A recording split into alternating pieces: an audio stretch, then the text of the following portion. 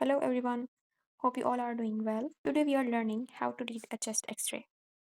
Honestly, I found this topic a bit tricky for me too, so I tried my best to make it simple and easy for you to understand. Let's start.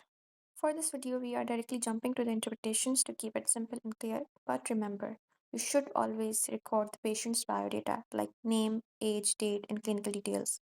Let's start. Step 1. Check the view. First, always start with the view or the position. Is it a PA view or AP view? In PA view, the X-ray beam passes from back to front, which gives a more accurate heart size. That's why it's used most often in exams in hospitals. Or it can be the lateral view. Step 2. Now move to the lung fields. This means the entire visible area of the both lungs on X-ray, from top to the bottom. Here we look for opacities and hyperdense or hypodense areas. Opacities appears white and could mean infection, collapse, or fluid. I just made this just to indicate.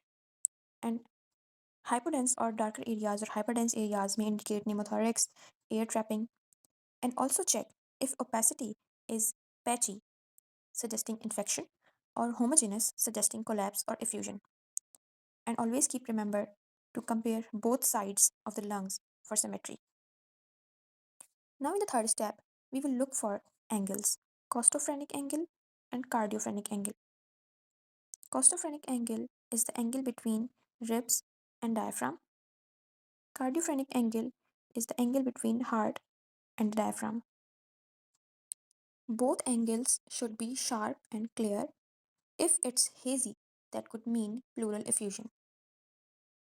Now in the step 4, look at the heart. The heart should occupy about half of the chest width. This is called cardiothoracic ratio. If it's larger, think of cardiomegaly or pericardial effusion. If the heart borders is not visible due to any opacity, that's mean positive Sillert sign, which helps you locate which lobe is affected. Now let's see the trachea. Check the trachea. Is it central or shifted to one side? A shift means lung collapse, fibrosis, or pleural effusion. Also look at the hilar region for enlargement, which could indicate lymphadenopathy or mass. Now let's see the diaphragm. The right dome of diaphragm is normally a bit higher than the left.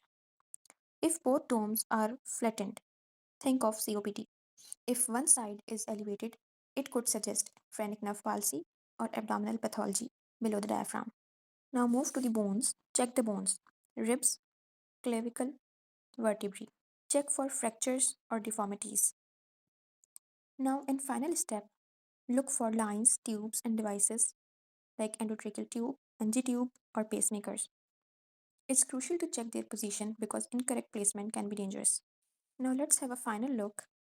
Compare both lungs, review all zones, and if possible, compare with previous x rays. And of course, always correlate with patient's symptoms. And that's it.